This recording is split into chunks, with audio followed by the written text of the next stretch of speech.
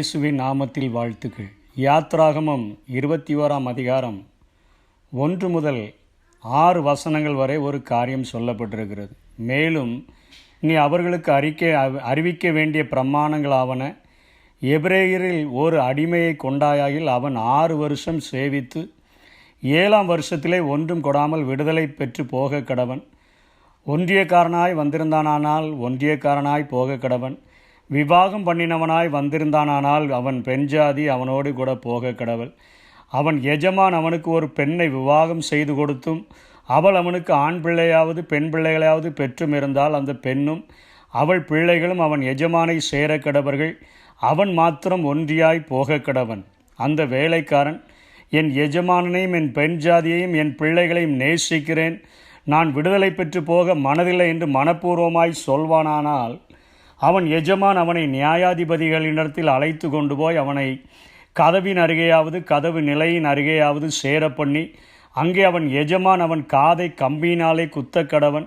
பின்பு அவன் என்றென்றைக்கும் அவனிடத்திலே சேவித்து கொண்டிருக்க கடவன் என்று சொல்லி இங்கே ஆண்டவர் மூலமாக மோசே ஜனங்களுக்கு இஸ்ரவேல் ஜனங்களுக்கு ஒரு காரியத்தை சொல்லிக் கொடுக்கிறதை பார்க்கிறோம். அந்த நாட்களிலே உலகம் முழுவதிலும் அநேக ஜனங்கள் பணத்திற்காக அடிமைகளாய் கொல்லப்பட்டு தங்களுடைய எஜமான்கள் வாழ்நாளெல்லாம் அடிமைப்படுத்தி இருக்கிற ஒரு சட்டம் இருந்தது உலகம் எங்கிலும். எபிரேய மக்களுக்கு ஆண்டவர் ஒரு நற்செய்தியாக 6 வருடங்கள் அவன் சேவித்து 7ஆம் வருடத்தில் இப்படிப்பட்ட அடிமையாக இருக்கிறவன் ஒரு காசும் கொடாமல் அவன் விடுதலையாக கடவும். உலகம் முழுவதும் ஒரு நியதி. இஸ்ரவேல் ஜனங்களுக்கென்று ஆண்டவர் 6 வருஷங்களுக்கு பின்பாக 7ஆம் வருடத்திலே ஒரு விடுதலையை அறிவித்திருந்ததை பார்க்கிறோம். ஆனால் இங்கே அதற்கு மேலாக ஒரு காரியம் சொல்லப்படுகிறது. இப்பொழுது இந்த அடிமையாக இருக்கிறவனை அவனுடைய உறவினன் யாராகிலும் ஒருவன் வந்து பணத்தை கொடுத்து, அந்த பணத்தை எவ்வளவு பணம் கொடுத்து வாங்கப்பட்டானோ அவ்வளவு பணத்தை திருப்பி செலுத்தி விட்டான் என்று சொன்னால் அவன் அந்த அடிமைத்தனத்திலிருந்து விடுதலை பெற்று கடந்து செல்ல முடியும். இல்லை என்று சொன்னால் அவன் வாங்குகிற சம்பளம் அவன் வாங்கின பணத்திற்கு வட்டியாக எடுத்துக்கொள்ளப்படுமே ஒழிய அவனுடைய அடிமைத்தனத்தினுடைய மீட்பிற்கு அது எடுத்துக்கொள்ளப்படாது. அவன் தனியனாய் வந்தாலும் அவன் குடும்பஸ்தனாய் வந்தாலும் அவன் முழுமையாய் தன்னுடைய எஜமானுக்கு அடிமையாக இருக்கிறான். அவன் சம்பாதிக்கிற உழைப்புகள், அவன் சம்பாதிக்கிற பணங்கள் எல்லாமே எஜமானை சென்றடையக்கூடியதாக இருந்ததாக அந்த நாட்களிலே எழுதப்பட்டிருக்கிறது. ஆண்டவருடைய பிள்ளைகளுக்கு மாத்திரம் இப்படிப்பட்ட ஒரு 7 வருடத்திலே ஒரு பெருமூச்சு விடுகிறது போன்ற ஒரு விடுதலை அங்கே கூறி அறிவிக்கப்பட்டிருந்தது. இதை வேதம் இந்த நாட்களிலே எதற்கு ஒப்பனையாக சொல்லப்படுகிறது என்று சொன்னால், பாவத்தின் அடிமைத்தனத்தினால் இந்த உலகம் முழுவதும் அடிமையாக்கப்பட்டிருந்த இந்த உலகம் எப்படியாகிலும் நாம் மீட்கப்பட்டு விடலாம் என்று சொல்லி பாவத்தின் அடிமைத்தனத்திலிருந்து பாவத்தினுடைய கொடூரத்திலிருந்து விடுதலை பெறும்படியாக அநேக வழிகளை அநேக முயற்சிகளை அது எடுத்த போதிலும் அவர்களுக்காக மீட்கும் பொருளாக ஒரு உறவினர் இல்லாதபடியினாலே அந்த உலகம் பாவத்தினுடைய அடிமைத்தனத்திலிருந்து மீட்பு பெற முடியாமல் இருந்த அந்த சூழ்நிலையிலே நம்முடைய உறவினராக, நம்முடைய மூத்த சகோதரனாக இயேசு கிறிஸ்து இந்த பூமிக்கு இறங்கி வந்ததை என் வேதம் அது ஒத்துக்கொள்ளுகிறது. காலங்களை கடந்தவராக இருந்த என் இயேசு ஒரு கருப்பையிலே தன்னை அடக்கி கொண்டவராக முழு சுதந்திரத்தின் தேவனாக இருந்த போதிலும் கூட பிலிப்பியர் 2:7 சொல்லப்படுகிறது, அவர் அடிமையின் ரூபமெடுத்து மனுஷ சாயலாய் மாறினார் என்று சொல்லி. பாவ அடிமை அல்ல, அடிமையின் ரூபமெடுத்து மனுஷ சாயலாக மாறின ஒரு உறவினரை குறித்து என் வேதம் இங்கே காட்டி கொடுக்கிறதை பார்க்கிறோம். பாவத்தின் அடிமைத்தனத்தினால் மீட்க முடியாமல் இருக்கப்படுகிற ஜனங்கள், மீட்க முடியாமல் இருக்கப்படுகிற ஜனங்களை விடுதலை செய்யும்படியாக ஒரு நல்ல உறவினராக என் இயேசு வந்ததை ஒரு நற்செய்தியாக இந்த வேதம் நமக்கு காட்டி கொடுக்கிறது. பின்பாக இந்த 5ஆம் வசனம் சொல்லுகிறது, அந்த வேலைக்காரன், என் எஜமானையும் என் பெண் ஜாதியை என் பிள்ளைகளையும் நேசிக்கிறேன், நான் விடுதலை பெற்று போக மனதில்லை என்று மனப்பூர்வமாய் சொல்வானாகில் அவன் எஜமான் அவனை நியாயாதிபதிகளிடத்தில் அழைத்து கொண்டு போய் அவனை கதவின் கருகையாவது கதவு நிலையின் அருகையாவது சேரப்பணி அங்கே அவன் எஜமான் அவன் காதை கம்பியினாலே குத்த கடவன், பின்பு அவன் என்றென்றைக்கும் அவனிடத்திலே சேவித்து கொண்டிருக்க கடவன் என்று சொல்லப்பட்டிருக்கிறது.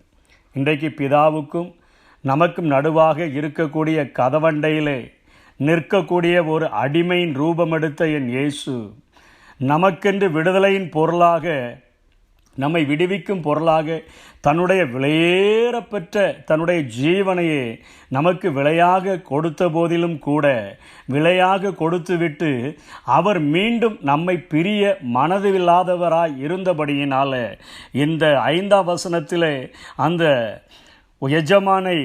எஜமானிடத்திலே அந்த வேலைக்காரனுடைய இருதயம் வெளிப்படுகிறது போல என் பிதாவின் அண்டையிலே நின்று கொண்டு நான் கதவின் அருகிலே என்னுடைய பிள்ளைகளாய் என்னுடைய மனவாட்டிகளாய் இருக்கக்கூடிய இந்த சபையை நான் பிரிய முடியாமல் இருக்கிறபடியினாலே நான் இவர்களோடு கூடவே நான் இருக்க விரும்புகிறேன், இவர்களையே நான் அதிகமாய் நேசிக்கிறேன் என்று சொன்னபடியினாலே கதவின் அருகே நிறுத்தப்பட்டு காதுகளில் துளையிடப்பட்ட ஒரு அடிமையாக அல்ல, கைகளிலும் கால்களிலும் விலாவிலும் ஆணிகள் கடாவப்பட்டவராக, விலாவில ஈட்டினால் குத்தப்பட்டவராக, சரீரம் முழுவதும் காயப்பட்டவராக இன்றைக்கும் என் பிதாவின் சன்னிதானத்தில் நின்று கொண்டு என் பிள்ளைகளை நான் நேசிக்கிறபடியினால் அவர்களுக்கென்று என்னுடைய உயிரையே என்னுடைய ஜீவனையே அவர்களுக்கென்று விலைக்கிரயமாக நான் கொடுத்து விட்டபடியினாலே அவர்களோடு கூட நான் இருக்க விரும்புகிறேன். என்றென்றைக்கும் அவர்கள் உமக்கும் உம்முடைய ராஜ்யத்திற்கும் உரியவர்களாய் மாற வேண்டுமே, அதற்கென்று என்னுடைய முழு காரியங்களையும் என்னுடைய ஐக்கியத்தையும் என் ஜீவனை கொடுத்தது மாத்திரமல்ல என்னுடைய ஐக்கியத்தையும் அவர்களோடு கூட இருந்து உமக்கென்று நான் ஆயத்தப்படுத்த நான் வாஞ்சிக்கிறேன் என்று சொல்லி இன்றைக்கு ஒரு உறவினரைப் போல ஒரு மீட்பராக வந்த என் இயேசு மரித்து விட்டேன், நான் ஜீவனை கொடுத்து விட்டேன், எல்லாவற்றையும் சொட்டு இரத்தத்தையும் சிந்திவிட்டேன், இதோடு கூட என்னுடைய பணி முடிந்து விட்டது என்று சொல்லவில்லை. இன்றைக்கும் நமக்காக பிதாவின் சன்னிதானத்திலே கதவண்டையிலே நிற்கிற ஒரு அடிமையைப் போல பிள்ளைகளுக்காக மனைவிக்காக மன்றாடுகிறவராக இன்றைக்கும் என் பிதாவின் சன்னிதானத்திலே சொந்த இரத்தத்தை கைகளை ஏந்தினவராக இவர்களுடைய பாவங்களுக்காக இவருடைய அடிமைத்தனத்திற்காக இவருடைய பாவத்தின் அடிமைத்தனத்திலிருந்து விடுதலை பெறும்படியாக என்னுடைய சொந்த இரத்தத்தையே நான் சிந்தி இருக்கிறேன். இயேசு பிதாவே, இவர்களை நீர் மன்னியும், இவர்களை நம்முடைய ராஜ்யத்திற்கு பங்குள்ளவர்களாய் மாற்றும் என்று இன்றைக்கும் ஆபேலினுடைய இரத்தம் பேசினதை பார்க்கிலும் நன்மையானவைகளை பேசுகிற ஒரு நல்ல ஒரு மீட்பரை நமக்கு இந்த பகுதி அடையாளம் காட்டி கொடுக்கிறது. எஜமானுடைய சத்தம் கேட்கிற அந்த கதவண்டையிலே நின்று கொண்டிருக்கிற ஒரு அடிமையைப் போல என் பிதாவின் சன்னிதானத்திலே நின்று கொண்டு நமக்காகவும் பிதாவினிடத்தில் பரிந்து பேசுகிற 2 பேரையும் இணைக்கிற ஒரு பாலமாக நிற்கிறதை இந்த பகுதி காட்டுகிறது. இன்றைக்கும் ஒரே ஒரு விடுதலை, பாவத்திலிருந்து விடுதலை என் இயேசுவின் இரத்தத்தினால் மாத்திரமே உண்டு. நாம் இன்றைக்கும் பாவத்தின் சம்பளம் மரணம், நாம் மரிக்காமல் இருப்பதற்கு ஒரே காரணம் அந்த சொந்த இரத்தத்தை கைகளிலே ஏந்தி கொண்டவராக என் பிள்ளைகளுக்காக என் ஜீவனை கொடுத்திருக்கிறேன், அவர்களை இன்னும் நேசிக்கிறேன், அவர்களோடு கூட வாழ விரும்புகிறேன் என்கிற ஒரு வேண்டுதல் நமக்கென்று பரலோகத்தில் தொனித்து கொண்டிருக்கிறபடினால நம்முடைய நாட்கள் நீடிக்கப்பட்டவர்களாய் கிருபை நாட்கள் நமக்கு தொடர்ந்து கிடைத்து கொண்டிருக்கிறது. நமக்கு கிடைத்த இந்த நாளிலாகிலும் சமாதானத்துக்கு ஏற்றவைகளை நாம் அறிந்து கொண்டு, ஆண்டவரே உம்முடைய பாதத்தில் உம்முடைய அன்புக்கு எங்களை ஒப்பு கொடுக்கிறோம் என்று சொல்லி நம்முடைய வாழ்க்கையை அவருடைய பாதத்தில் அர்ப்பணித்து வாழ்ந்தோம் என்று சொன்னால் அந்த பரலோக ராஜ்யத்திற்கு பங்குள்ளவர்களாய் மாற முடியும். அப்படிப்பட்ட கிருபைகளை தேவன் தந்தருளுவாராக. ஆமென்.